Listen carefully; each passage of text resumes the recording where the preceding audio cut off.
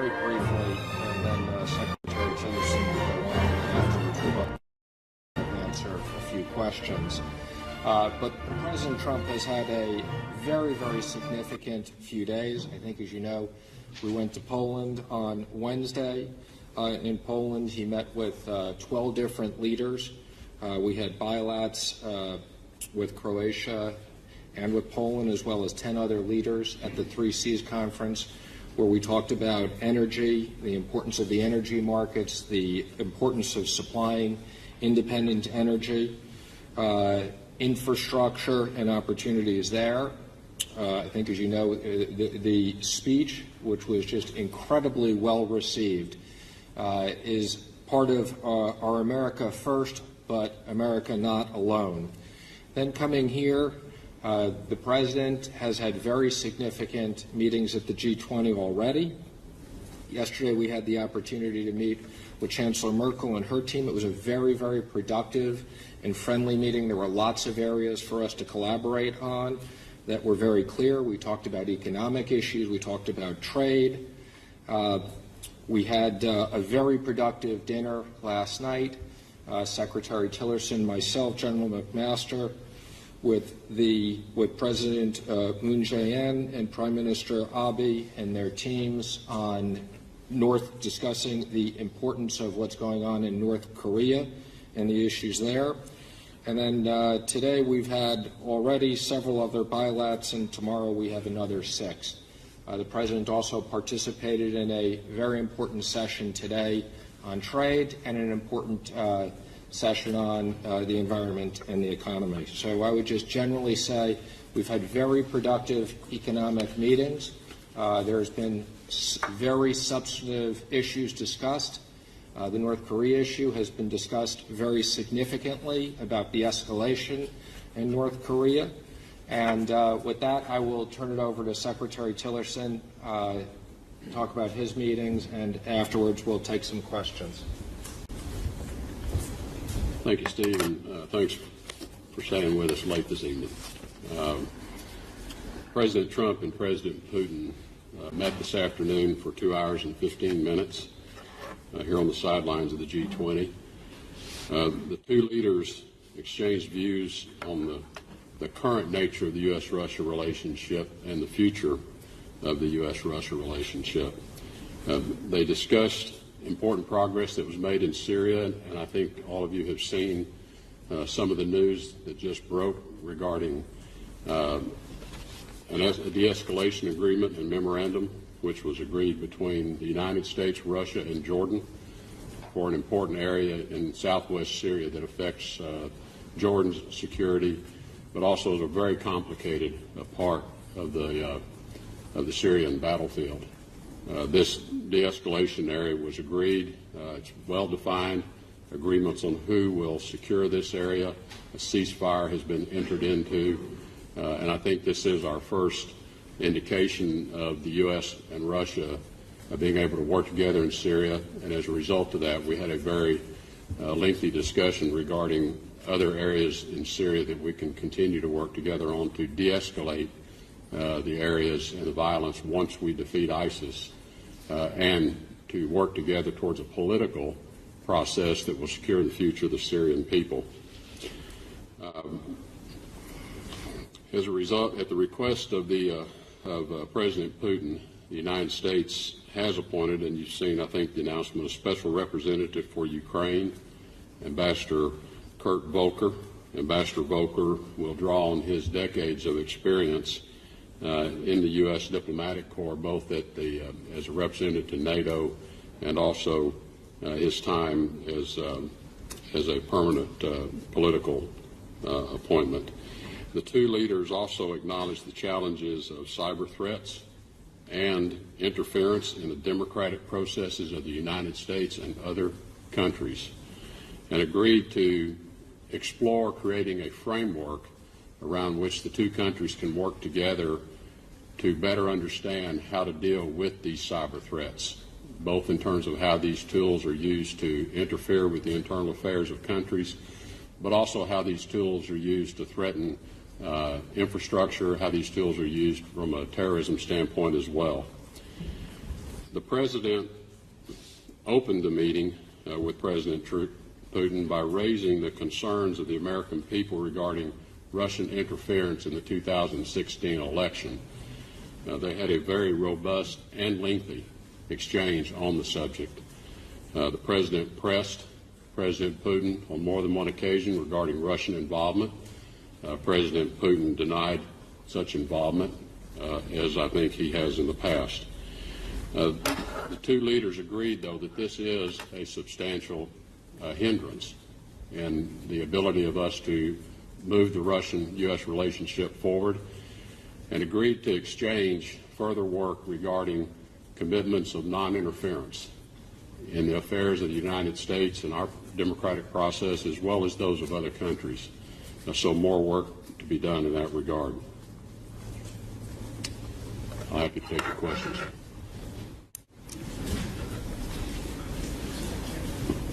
You going to referee, Sean? Mr. Secretary, Nick Waters from Bloomberg News. Can you tell us whether President Trump said whether there would be any consequences for Russia to the interference in the U.S. election? Did he spell out any specific consequences that Russia would face? And then also in the Syria ceasefire, when does it begin, and what makes you think that the ceasefire will succeed this time when past U.S.-Russia agreements on a ceasefire have failed? With regard to the interference in the election, I think the President took note of actions that have been discussed by the Congress, most recently additional sanctions that have been voted out of the Senate to make it clear as to the seriousness of the issue. But I think what the two presidents, I think rightly, focused on is how do we move forward? How do we move forward from here? Because it's not clear to me that we will ever come to some agreed upon resolution of that question between the two nations. So the question is, what do we do now? And I think the relationship, and the President made this clear as well, is too important. And it's too important to not find a way to move forward, not dismissing the issue in any way. And I don't want to leave you with that impression. And that is why we've agreed to continue engagement and discussion around how do we secure a commitment that the Russian government has no intention of and will not interfere in our affairs in the future, nor the affairs of others. And how do we create a framework in which we have some capability to judge what is happening in the cyber world and who to hold accountable. And this is obviously an issue that's broader than just U.S.-Russia, but it's certainly, we see the manifestation of that threat in the events of last year. And so I think, again, the President's rightly focused on how do we move forward from what may be simply an intractable disagreement at this point. As to the Syria ceasefire, I would say what may be different this time, I think, is the level of commitment on the part of the Russian government. They see the situation in Syria transitioning from the defeat of ISIS, which we are progressing rapidly, as you know. And this is what really has led to this discussion with them as to what do we do to stabilize Syria once the war against ISIS is won. And Russia has the same, I think, interest that we do in having Syria become a stable place, a unified place, but ultimately a place where we can facilitate a political discussion about their future, including the future leadership of Syria. So I think part of why and again, we'll see what happens as to the ability to hold the ceasefire, but I think part of what's different is where we are relative to the whole war against ISIS, where we are in terms of the opposition's, I think, position as to their strength within the country and the regime itself. You know, in many respects, people are getting tired. They're getting weary of the conflict, and I think we have an opportunity, we hope, to create the conditions, and this area in the South is our first, I think, our first show of success. We're hoping we can replicate that elsewhere. Abby? Mr. Secretary, you spoke when you were speaking of the ceasefire about there being detailed information about who would enforce it. Can you give any more information on what conclusions were reached? And you spoke of the future leadership of Syria. do you still believe that Assad has no role in their government? I would like to defer on the specific roles, in particular of security forces on the ground, because there are a couple of more meetings to occur. This agreement, I think, as you're aware, was entered into between Jordan, the United States, and Russia, and we have a very clear picture of who will provide the security forces, but we have a few more details to work out, and if I could, I'd like to defer on that until that is completed. I expect that will be completed within the next less than a week. The talks are very active and ongoing. And your second question again? Does the administration still believe that Assad has no role in the future government of Syria? Yes, our position continues to be that we see no long-term role for the Assad family or the Assad regime. And we have made this clear to everyone. We've certainly made it clear in our discussions with Russia that we do not think Syria can achieve international recognition in the future, even if they work through a successful political process. The international community simply is not going to accept a Syria led by the Assad regime. And so if Syria is to be accepted and have a secure, both secure and economic future, it really requires that they find new leadership.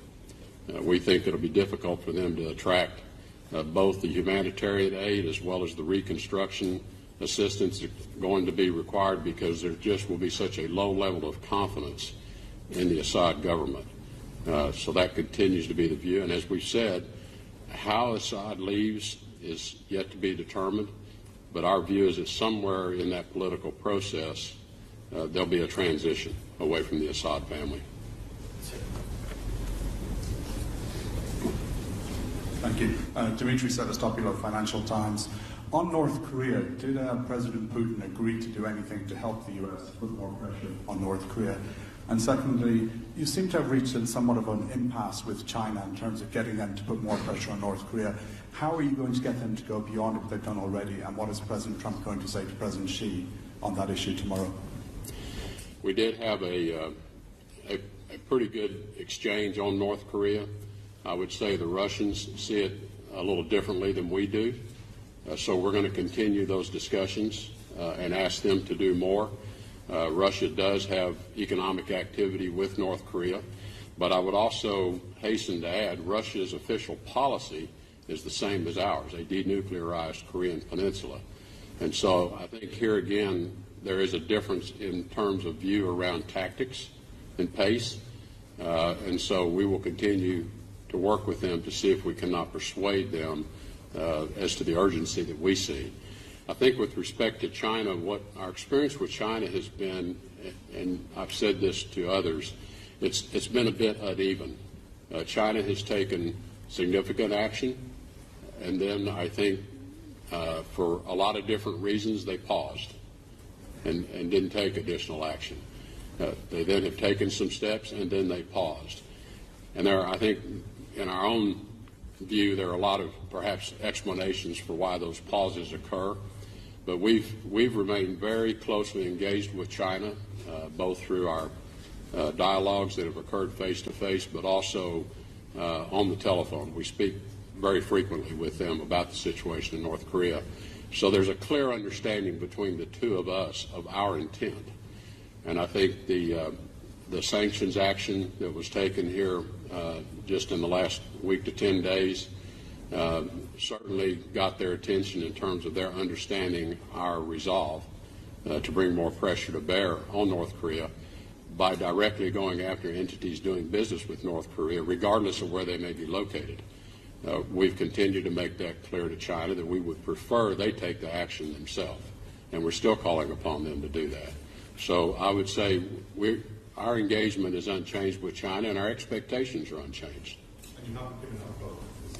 No, we have not given up hope. You know, when you're in a approach like we're using, and I call it the peaceful pressure campaign, a lot of people like to characterize it otherwise, but this is a campaign to lead us to a peaceful resolution, because if this fails, we don't have very many good options left.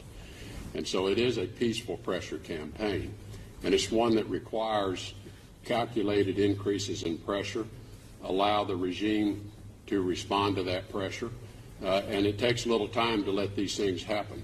You know, you enact the pressure, it takes a little while for that to work its way through. So it is going to require some level of patience as we move this along, but when we talk about our strategic patience ending, what we mean is we're not going to just sit idly by, and we're going to follow this all the way to its conclusion.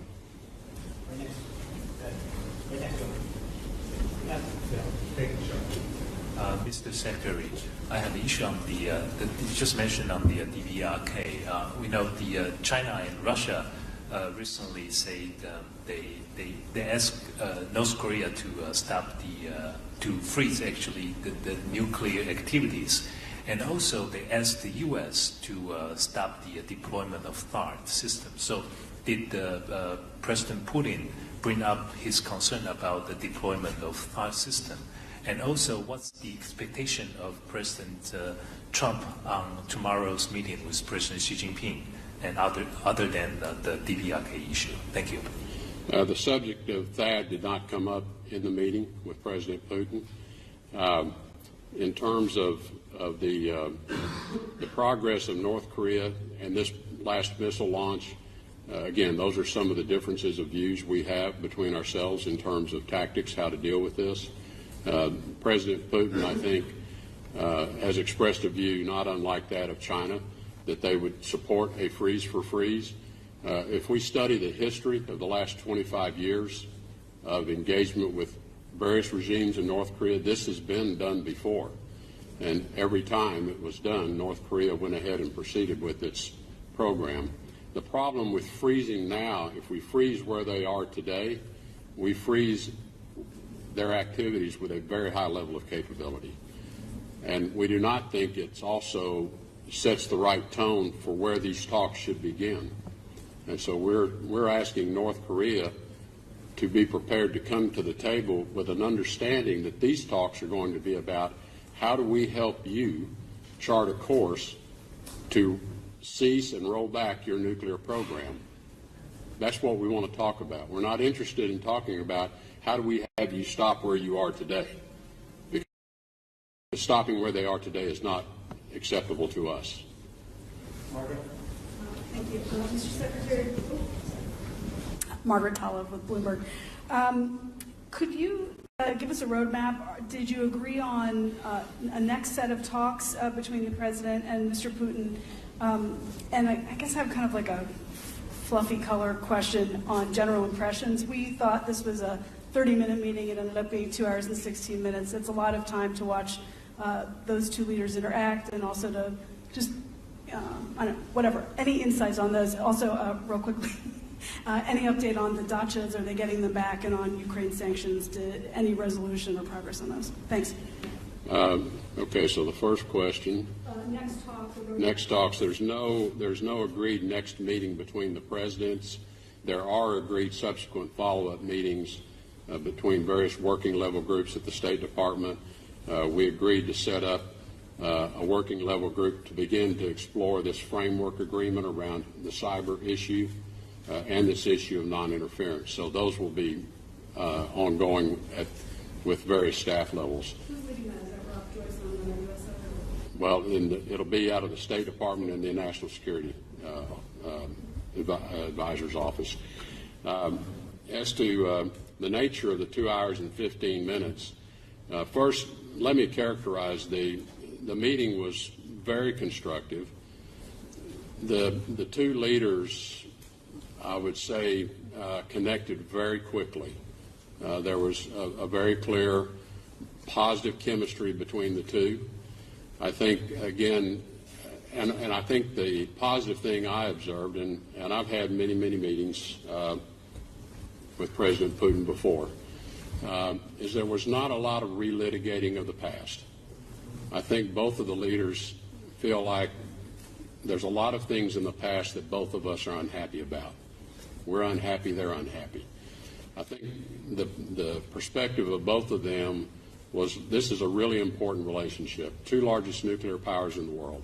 It's a really important relationship. How do we start making this work? How do we live with one another? How do we work with one another? We simply have to find a way to go forward. And I think that was that was expressed over and over, multiple times, I think by both presidents, this strong desire. It is a very complicated relationship today because there are so many issues on the table.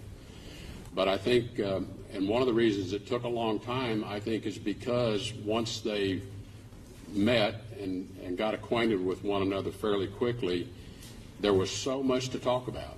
All these issues, just about everything got touched on to one degree or another.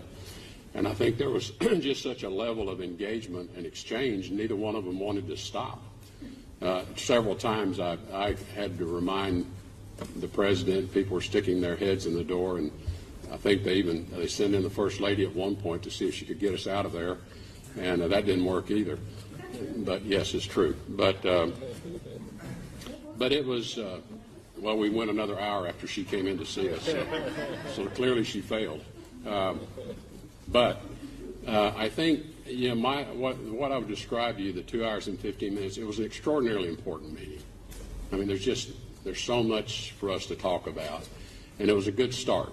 Now, I would tell you, we spent a very, very lengthy period on Syria with a great amount of detail exchanged on the agreement we had concluded today that was announced, but also where we go, and trying to get much greater clarity around how we see this playing out and how Russia sees it playing out. And where do we share a common view and where do we have a difference? And do we have the same objectives in mind? And I would tell you that by and large, our objectives are exactly the same. How we get there, we each have a view, but there's a lot more commonality to that than there are differences. So we want to build on the commonality, and we spend a lot of time talking about next steps.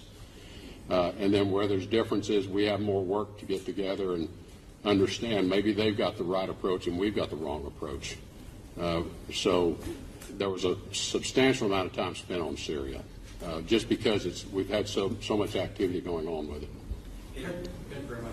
Mr. Secretary, can you say if the President was unequivocal in his view that Russia did interfere in the election? Did he offer to produce any evidence or to convince Mr. Putin? The Russians have asked for proof and evidence. I'll leave that to the intelligence community to address the answer to that question.